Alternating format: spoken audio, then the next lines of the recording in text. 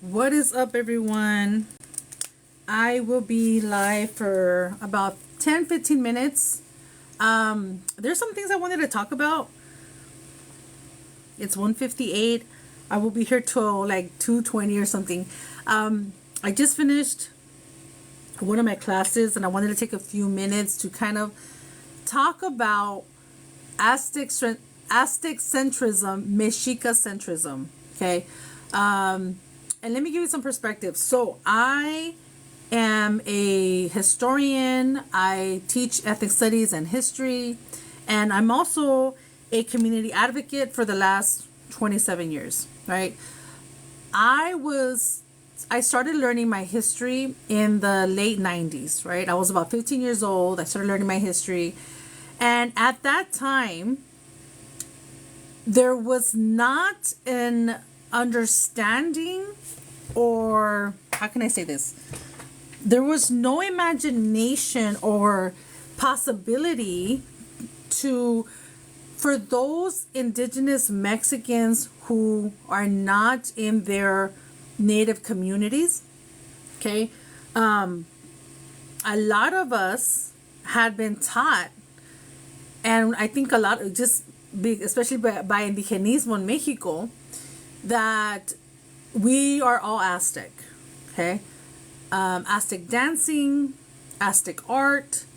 So there's two things that are happening in Mexico. After the Mexican Revolution, there is an attempt by the white Mexican elite to reimagine itself, right? Reimagine its identity, try to reconstruct themselves after Mexican Revolution.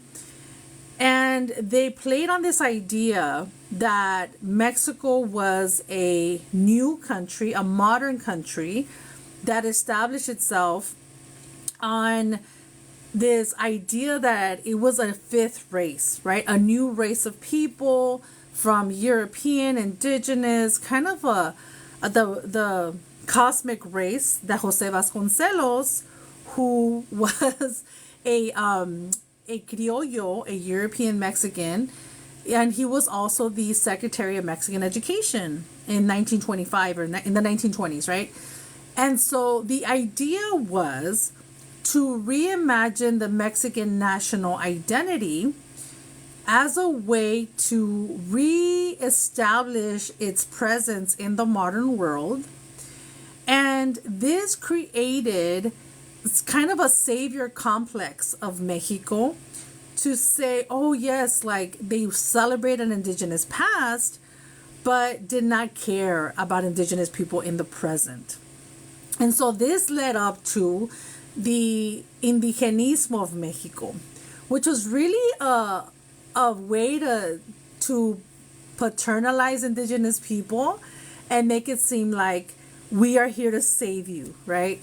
In this idea of the new revamped and reimagined Mexican identity, it had to position itself in this idea of, oh, we are a world power. We want to compete, right, in this new modern era. But the government and the culture that was being centered to establish this new sense of identity was 100% Eurocentric, right? So the call was that the Mexican identity was a mestizo identity, a mixed identity, a new race had emerged.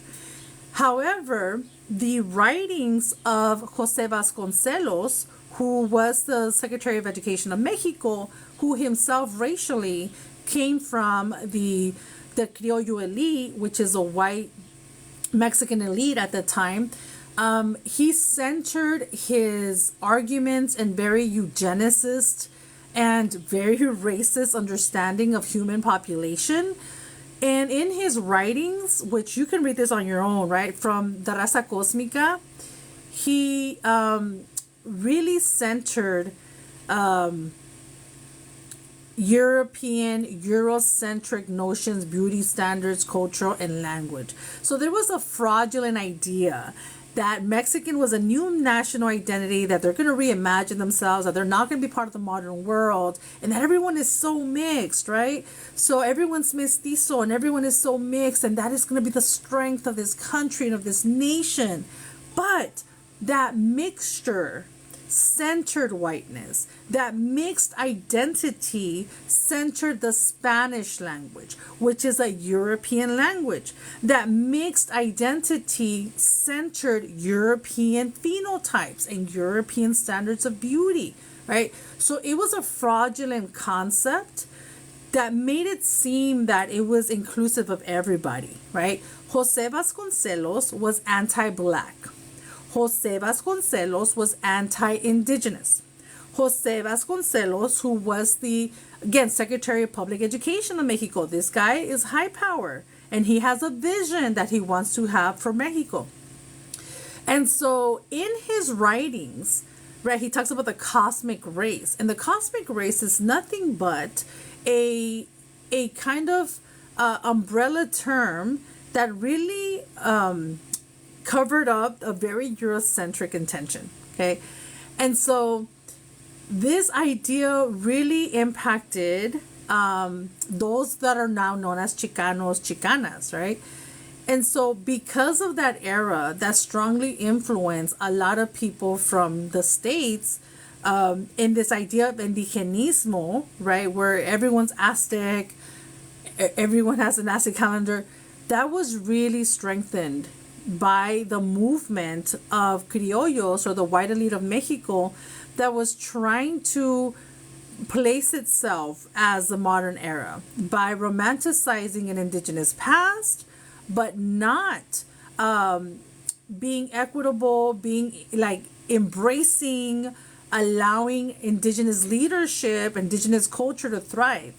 So it's a very paradoxical, right? And so then in the 90s, when I start learning my history, I didn't have no idea. I was born and raised in Los Angeles, had no idea what my history was. And I am being influenced and being taught by Chicano elders, okay? And my Chicano elders at the time obviously came from the Chicano movement, came from that era that was very mestizo minded. And that's not to judge the Chicano movement. That's to point to what they had access to, right? There was an embrace of being indigenous, but it was kind of modeled after the Mexican national identity that was also formulated a few decades before Chicano nationalism, right? So Chicano nationalism mirrored what they had been learning from Mexican nationalism. And Mexican nationalism was formulated under the white supremacist concept of mestizaje, and it really was trying to hide the white supremacist ideology, okay? So also, because so many, in my personal experience, so many Mexicans who are indigenous, right, who have not grown up in their communities, in their original communities, we have been taught that, and I was taught this in the 90s, very specifically, I'm talking about the 90s, right? I was taught that there was no way that I, as an indigenous Mexican woman, could ever find my specific nation or tribe in Mexico, and that I should use the Aztec or Mexica identity as a model that I could embrace, and as someone that inherited that legacy and that heritage, that I should use that as a way to reconstruct my identity.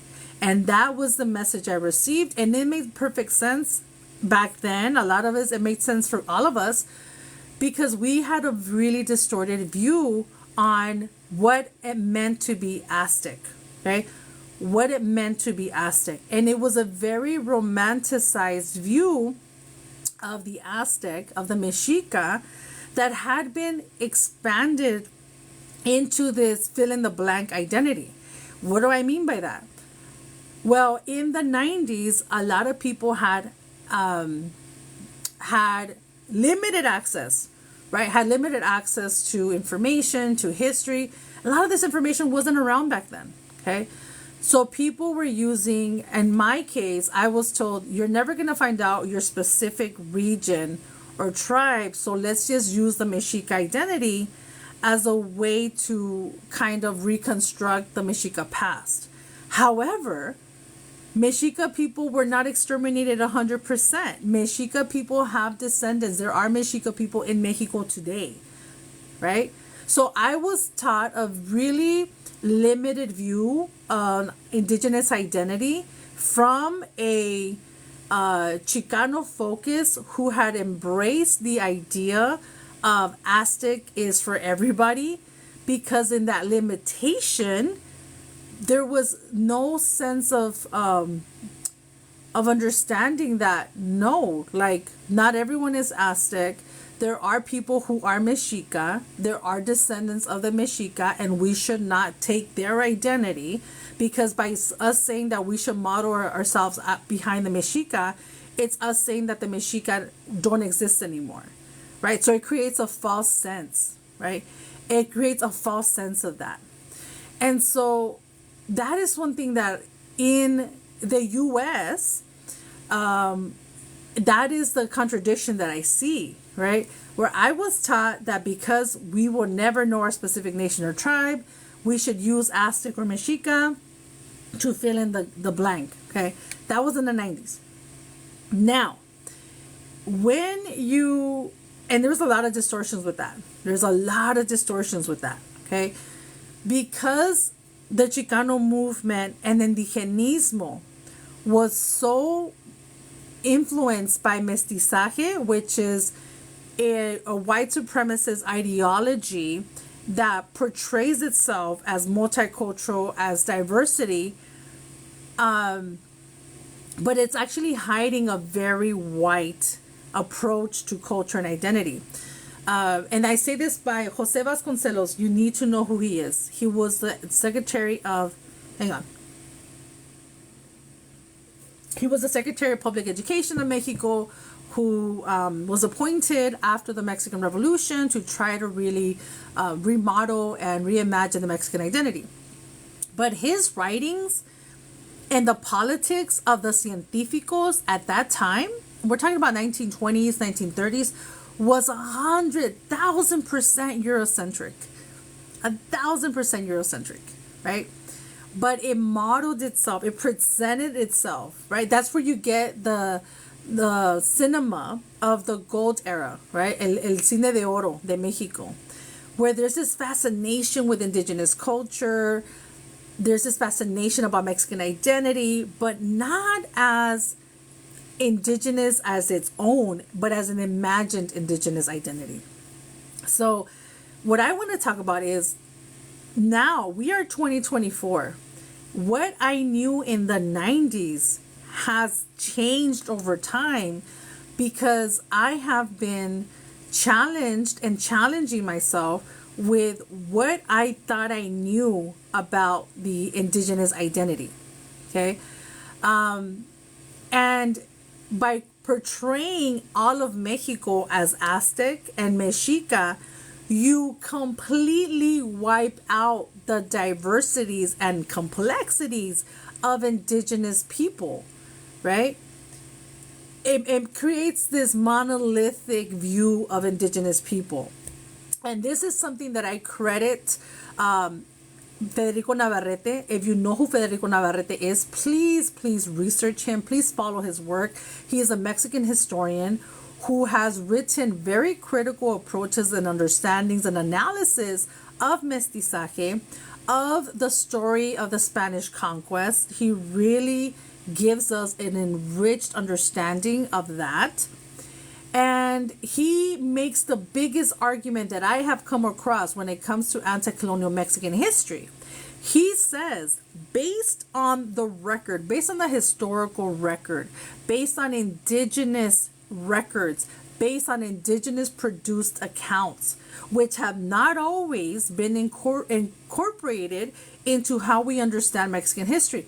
He says that the concept of mestizaje was sophisticated and fine-tuned in the 20th century, not in the 16th century.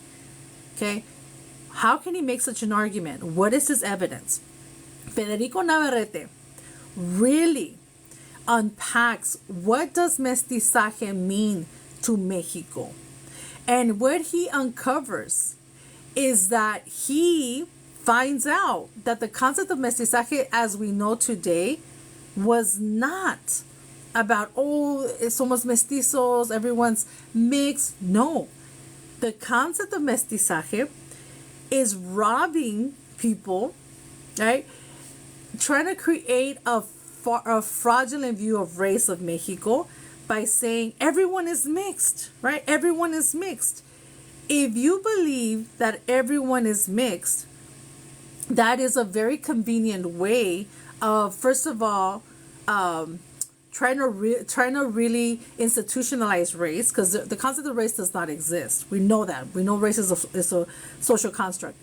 But what he says is that mestizaje it's a white supremacist ideology, because it says that we're all mixed, right? But the focus is on Spanish language. The focus is on European elements. The focus is on European standards of beauty. Okay? And the fact is, by making it seem that everyone is mixed, it's a way to disempower and rob indigenous people, Black Mexicans, other Mexicans, of their land, of their culture. Mestizaje is a farce. Mestizaje is a tool of white supremacy. Okay? So if you get people to believe that everyone is mixed, you are trying to attack indigenous nations and saying, hey, you don't need your land anymore. We're all mixed, right? You don't need your land anymore. We'll take your land. We're all mixed anyway. Okay? We're all mixed anyway, but speak Spanish. We're all mixed anyway, but only Eurocentric standards of beauty are going to allow. And get this, the most powerful piece of information that I have learned in the last 10 years is the following. In the 1800s, in 1821 or so, according to Yasnaya Elena Aguilar, okay, she is a Mije woman, a linguist, who tracks basically the patterns of power colonization, okay? And she taught me that in the 1800s, over 70% of the people that we know as Mexican were still speaking an indigenous language. In the 1800s. I didn't know this information. We weren't taught this information. Yasnaya Aguilar. Yasnaya is an amazing Mije woman. Yasnaya is an amazing Mije woman who taught us that in the 1800s, the majority of Mexicans were still speaking an indigenous language. So this farce that they teach in Mexico, that they teach in the U.S., that the Spaniards arrived and they conquered the Aztec, and ever since everyone's been speaking Spanish and everyone has been Hispanicized. And the power and hegemony of Spanish control took over in the 16th century. That's a lie. That's a lie. And I was like, that makes sense. Like, I was like, first and foremost, I was shocked when I learned that. I was shocked when I learned that. In the 1820s, over 70% of Mexicans, we're talking about indigenous people, what we know as indigenous, right? Because even the term indigenous is problematic. We're still speaking in indigenous language. In the 1800s. What does that say about the lie that we've been taught? That for 500 years we've been speaking Spanish, that we have been Hispanicized for 500 years. That's bullshit. Absolute bullshit. Absolute bullshit. So that tells us that the control of this Spanish European hegemony over Mexico took way longer than what we have been taught. And The other argument that Federico Navarrete makes, and I will not get tired of saying this because I have been forever impacted by his research, right? The story that we are taught about Spanish conquest of Mexico is completely off. Completely off. The story of the Spanish conquest that we know today was created over time and really finalized in the 19th century. What does that mean? It means that when the Spanish invaded and the power that they created, it didn't happen in 1519, it didn't happen in 1521, it didn't happen in 1621, it didn't happen in 1721. It took them centuries upon centuries to create this sense of hegemonic power of Mexico. So why did they have to create a narrative that the Mexica were defeated, that the Aztec were defeated in 1521, in the late 1800s and 1900s, mainly in the late 1800s? It's to fit a racialized narrative. It's to fit a racialized narrative. They wanted to create a binary. The Spanish and indigenous people, they wanted to be neat and tuck them into a certain category. So they chose the Mexica Aztec to represent all indigenous people. And so if they were to create a narrative that said indigenous people are the Mexica and they have been subjugated, that means that everyone was subjugated, is a farce. And let me tell you, as someone who was taught by elders of the 90s, it was really hard for me to process this new research that I was coming across from Federico Navarrete. It was really difficult for me, right? Because I, in the 90s, was taught that Malinche was a traitor, that Cortez and all of his men overpowered the Mexica, that they destroyed the Mexica. That's what I was taught. A lot of us were taught that. We're taught to glamorize the Spanish. We're taught to credit the Spanish with some supernatural power that allowed them to conquer the Mexica. That's what we're taught. That's the traditional narrative. Cortez was such a courageous man. Cortez was such a military mind and he had such great... No, absolutely not. If you look, and this is what really brings it all together, and it's in the Lienzo de Tlaxcala. Completely reshapes and tears down everything that has been said. The Lienzo de Tlaxcala, the Tlaxcala canvas that was created by the Tlaxcalteca people, tell us a very different interpretation of the Spanish conquest. And this is what's wrong with history. Historians usually, and have for many decades, they have only used European primary sources and documents in analyzing historical events. If you're only using European created documents, letters, books, memoirs, you're only going to be able to draw a certain conclusion that benefits that perspective.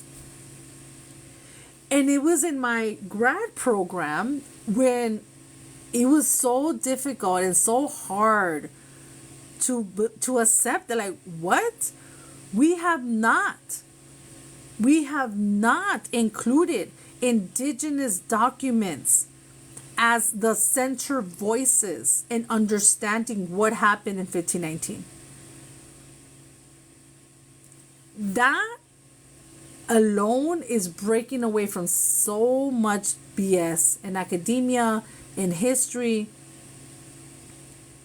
And when you look at the Lienzo de Tlaxcala, when you look at how the Tlaxcalteca people were drawing themselves, how they positioned their bodies, how they positioned the body of Malinche in comparison to how the Spaniards were depicted, it's so evident. It is so obvious. It is so obvious. I was like, what the heck?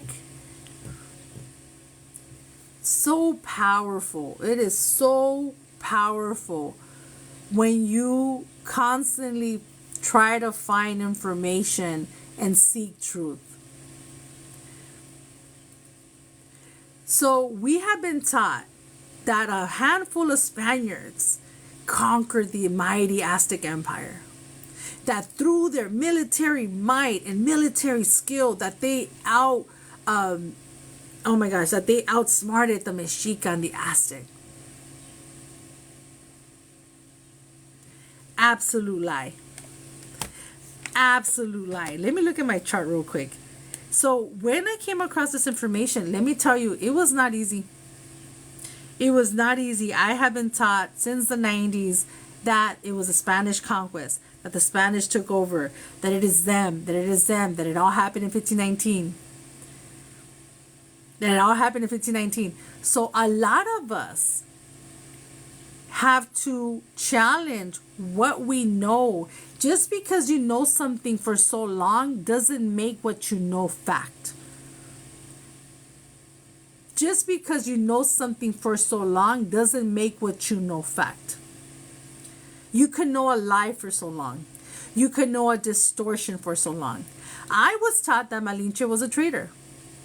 I was taught that Malinche was the horrible traitor, and that because of her, the Mexica went down. And when you look at how Malinche is constructed, there's so many stuff to this, right? In different Mesoamerican societies, power didn't always come through a man. First and foremost, there were some nations that had men and women rulers. There were some nations that had 2 men and 2 women rulers. So in the indigenous, for lack of a better word, understanding of power wasn't gendered as male. So when the Tlaxcalteca and other indigenous people, because Malinche was not Mexica, Malinche was not Aztec. That is another misinformed historical information we have. And the sexism and the machismo of Mexico comes out in full force because Malinche is blamed for the fall of the Mexica Empire, but not Moctezuma. And Moctezuma was the Tlatoani at that time. He was the king at the time, for lack of a better word. But yet the woman is to blame. You see how the machismo comes out in this? You see how the patriarchy comes out in this? So I was also taught that Malinche was a traitor. I was taught that the Spanish took over in 1519 and 1521, and ever since then, Mexico has been conquered. Nope. It was much more. So let me share with you something that really discombobulated me. I was like, what? So the myth of the Spanish conquest that we have been taught was created in the late 1800s, 1900s. More in the late 19th century, late 1800s, That was created at the time and fine-tuned. It was fine-tuned at that time because that's when nation building began in so-called Latin America. This is powerful stuff, So in order to model itself, right, and to create this narrative of the past, since the Mexican white elite were positioning themselves as the elite, they had to retroactively justify their position in society, that hierarchy in society. So they retroactively gave themselves that position and that power as they were creating the Mexican nation.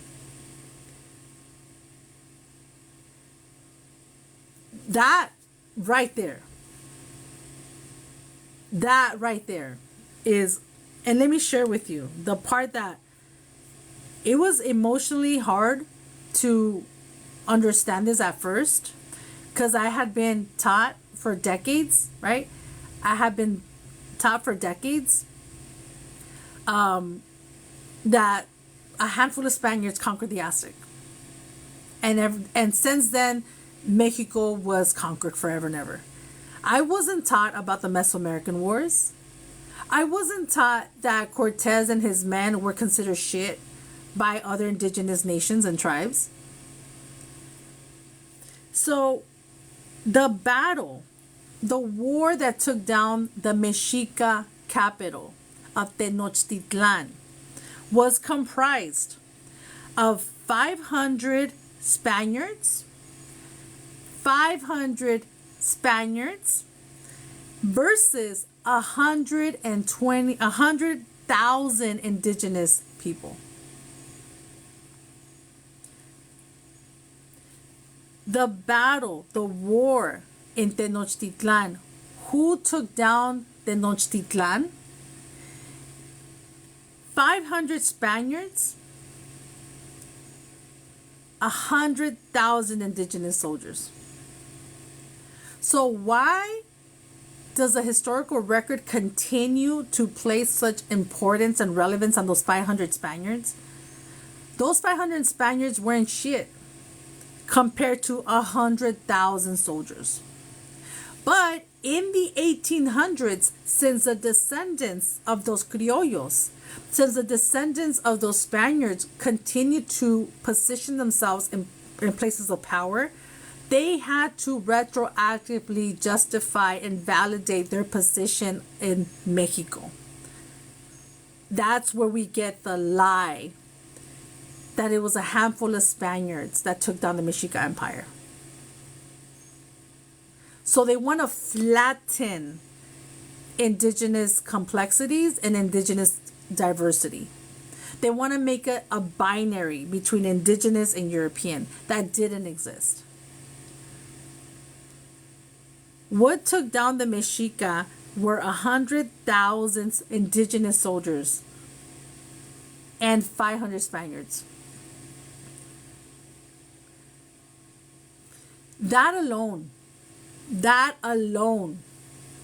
Yes, there was smallpox. Absolutely, there was smallpox. Yes, there were violence. Absolutely, there was violence. Absolutely. That doesn't discredit that. What I'm sharing with you is this narrative the Federico Navarrete, Mexican historian, has been sharing with us. He said the lie that we have been told that a handful of Spaniards took down the mighty Aztec is a colonial construction that was reinforced in the late 1800s because they want to retroactively justify why the elite in Mexico continues to be white. Like, no. So he argues, and this is the thing, I've always wondered, why if the Aztec, Tlaxcaltec, if they had seen the Spaniards, why weren't they just killed? Like, these men are dangerous, they're going to bring destruction. Why weren't they just killed on sight? Because in the world's view of indigenous people, that's not how you treat your enemy.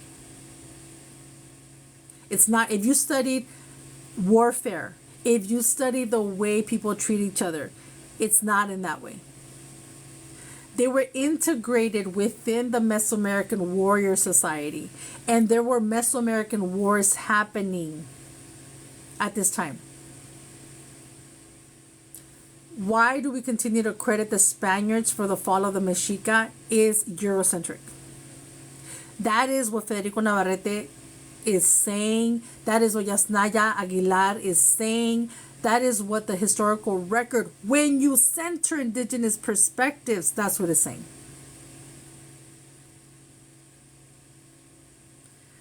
How powerful is that? So when I learned this, that it was 100,000 indigenous people who took down Mexico-Tenochtitlan and not 500 Spaniards. 500. So who came in 1519? It was 500 Spaniards. It was 20 horses, 6 cannons, and 12 boats, and 20 pistols. Even if every Spaniard were equipped with a pistol, that wouldn't have made a difference. 100,000 indigenous soldiers united to bring down the Mexica. And that wasn't it. That wasn't it. After the fall of the Mexica, Mexico-Tenochtitlan, they continued to go on. Not just Spaniards, the Tlaxcalteca and other allies continued to fight other wars for 20 years. The fall of the Mexica Empire wasn't the fall of all civilization of Mexico. It was not. They continued down south. They continued a battle. They continued what is known as the Mesoamerican Wars. That, my friends, blew my mind. As someone who has been studying this history, at this point I came across him like in 2019, 2018. Imagine, since the 90s, I have been taught a certain view, a certain perspective of Aztec, of the Spanish conquest. And then I come across Federico Navarrete. And I already had issues with the term mestizo, mestizaje. I had been taught that by Guillermo Gil Batalla. I had been taught that by different people that were critical about the term mestizaje. Pero Federico Navarrete took these arguments to the next level by looking at the records, by looking at the census records. And most importantly, he has shown us how the Mexican government continues to distort the Mexican records, population records, okay? So for example, between let me go back to my thing. And this is all research I've been doing for 27 years with Federico Navarrete, the last 6-7 years. Absolutely powerful. One of the best things that Federico Navarrete offers us, right, is a critical view of mestizaje. So how did indigenous people in Mexico go from indigenous to mestizos? Did all these indigenous people just start mixing with Europeans? No. No. Federico Navarrete finds the records that show that within, let's say, the 1600s, 1700s, the people in Mexico, they tended to marry within their own social group rather than out of their social group. Think about it. That makes perfect sense. The stigma, the casta system, was telling you where to stay. So this idea that everyone mixed with each other and everyone's having like this racial orgy is false. Let me show you the records. Between 1821 and 1910, this is work from Federico Navarrete. Between 1821 and 1910, 3.5 million people of Mexico were re-identified, reclassified from indigenous to mestizo. What does that tell you? Between 1821 and 1910, 3.5 million indigenous people were reclassified as mestizo. Why? Why did the Mexican government all of a sudden want to re-identify indigenous people as mestizo? As a way to take their power, as a way to take their land. 3.5 million indigenous people are recategorized from indigenous to mestizo. Yasnaya Elena Gil. By the way, I interviewed Yasnaya with Lawak from SpeakNawa.com. Myself interviewed Yasnaya Elena Aguilar Gil on my YouTube channel. Please watch that interview that we had. We had the honor to interview Yasnaya. And she talks about this, right? And the paradox is that in the Chicano movement, through Chicano nationalism, our defense has been Chicano nationalism. Our defense has been to embrace the Mexican identity. Our defense has been to be proud of that, right? But in Mexico, the Mexican identity has been weaponized and has been a tool of violence, oppression, repression, and erasure to indigenous people. So the paradox is there, right? And that's one thing that we talked about with Yasnaya, was like, we're over here in the U.S. because being Mexican has been such a violated and harassed and discriminated identity that we clinch onto it. Because to us, it's like, no, we are proud of being Mexican. Yes, that is our culture. But in Mexico, the identity of Mexico, the Mexican identity, has been genocidal for indigenous people in Mexico. So Yasnaya Aguilar talks about that, right? That blows my mind. So it's like, how do things shift and change depending on the colonial government that's controlling it? Absolutely. So I'll leave you with this. Please do not use Google as your research. Do actual research. Actual research, right? Scholarly journals, scholarly articles, monographs. Look at what indigenous historians and archaeologists and anthropologists are saying. You can read more about this in Federico Navarrete's work. Federico Navarrete, Mexican historian. I have one of his books here. This isn't everything, but in this book, México Racista, Una Denuncia, at the moment it's only in Spanish. But if you can get someone to translate it or something, it is so powerful. So powerful. México Racista. In this book, he also gives you his research about taking down mestizaje, right?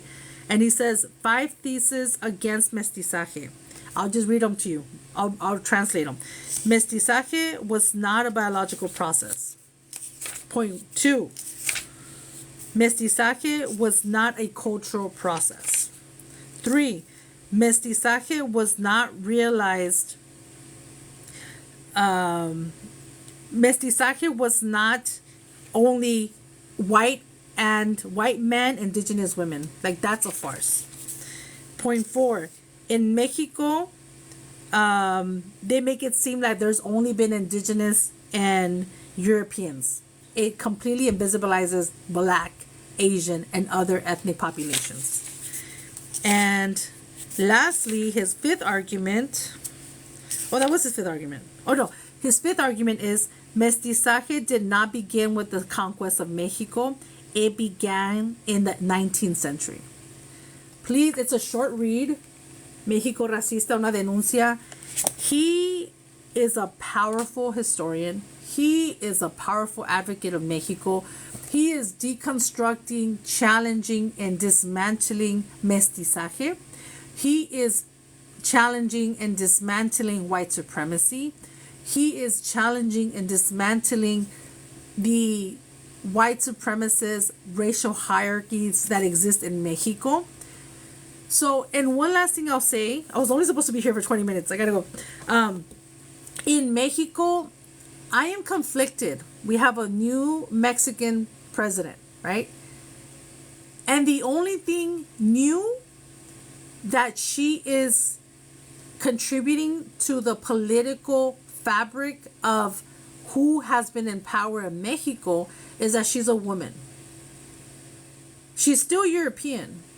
She still comes from that fabric of leadership, of elite people who have been in power in Mexico since Mexico was created as a nation. That has not changed, my friends. That has not changed, my friends. So even though it's exciting to see a woman because I'm a woman and, oh, you're a woman, how exciting, because of the violence against women in Mexico, because every day 11 women are murdered in Mexico, obviously there's going to be a level of excitement there, right? But she still comes from the fabric.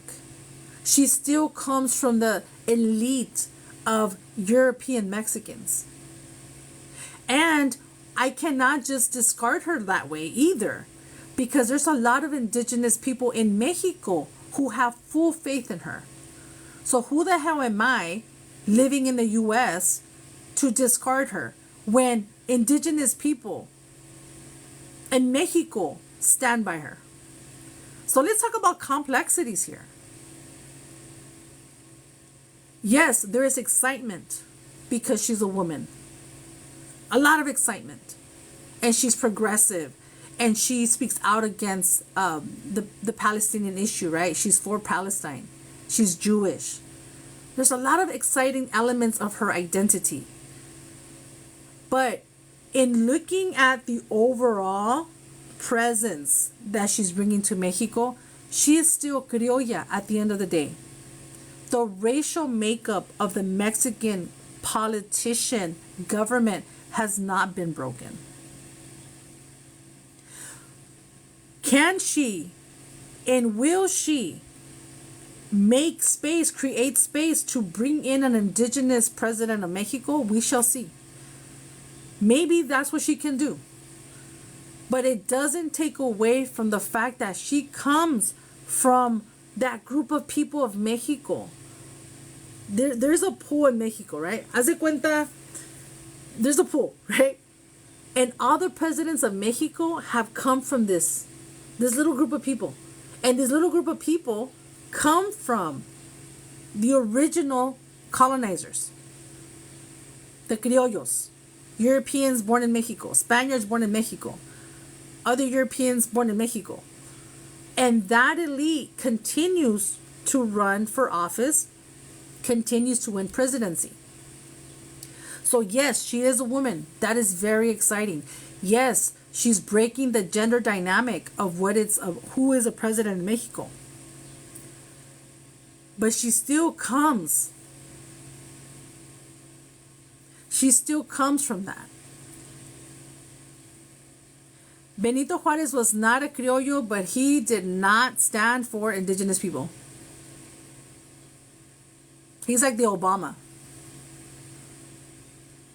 Read his politics, read his policies. So this is more complex. There's a lot of complexity here. A woman president, woohoo! A European woman president, still European.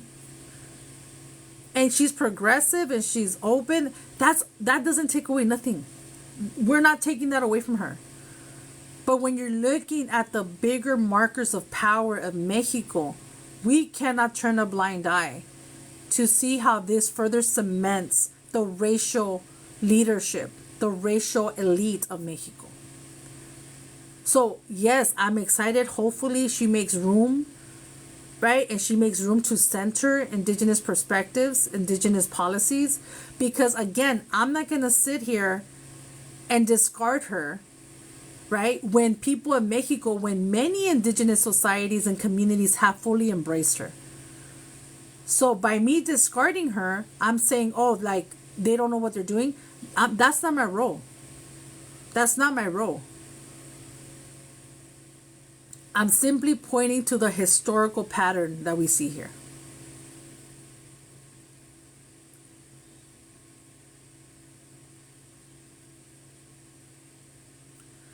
Let's say, oh, that was wrong, my bad. 99% of Mexican presidents have been criollo. Is that better? I hope that's better. 99% of Mexican presidents have been criollo.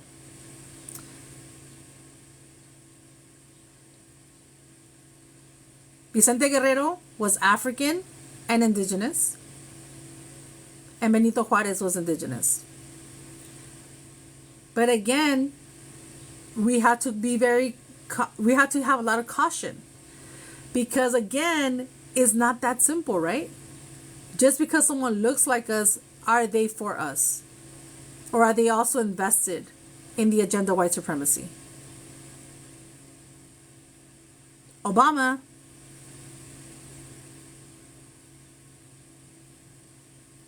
we have to be always critical. Think of all those people in positions of power who look like us.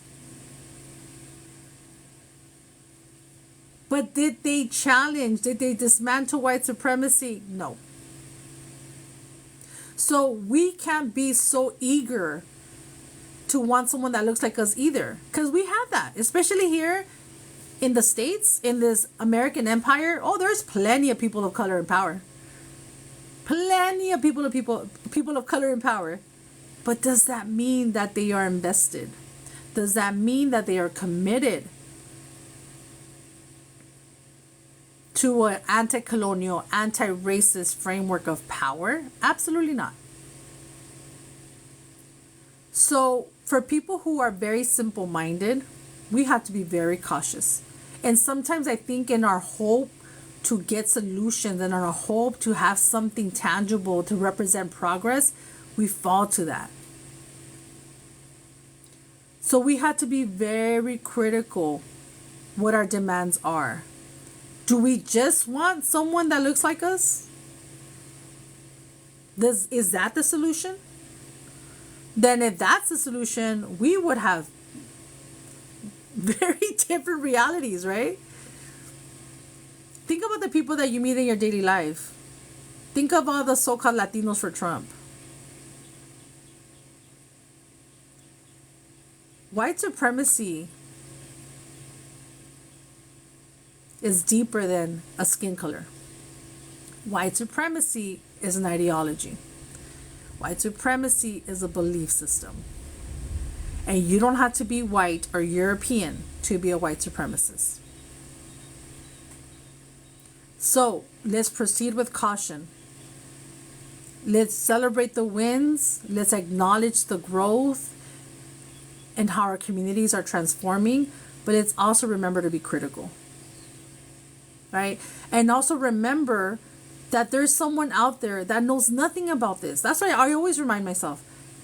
I always remind myself about that. And that's what the content that I create, the stuff that I create, is to people who are just like me, have no idea about white supremacy, about colonization, about the term Mexican, not Hispanic, not Latino. That's what I create for. Everyone is just as capable to create content when they feel that there's something missing. I invite people, create. Just like I'm doing it, do it. If you feel that there's something missing, do it. The more of us that create and take up space and speak truth to power, the more powerful we are. We have enough martyrs. We have enough martyrs. All right, y'all, way past my time. I got to get back to work. Thank you so much for tuning in. I had to speak about this. I had to talk about this because I was Mexica-centric. I was, Aztec-centric for a long time. And it took me a while, and I'm still working with it, to be critical about what I know, how I know what I know. And if I can leave you with anything today, is just because you know something for so long doesn't make it true. I have been taught that the Spanish conquered the Aztecs. A handful of Spaniards conquered the Aztecs for so long. And that didn't make it true. And I'm grateful for Federico Navarrete. I'm grateful for Yasnaya Aguilar Gil. I'm grateful for all of these historians, anthropologists, archaeologists who are centering non-European people in their quest for knowledge and truth. Free Palestine all day long. Have a beautiful day, y'all.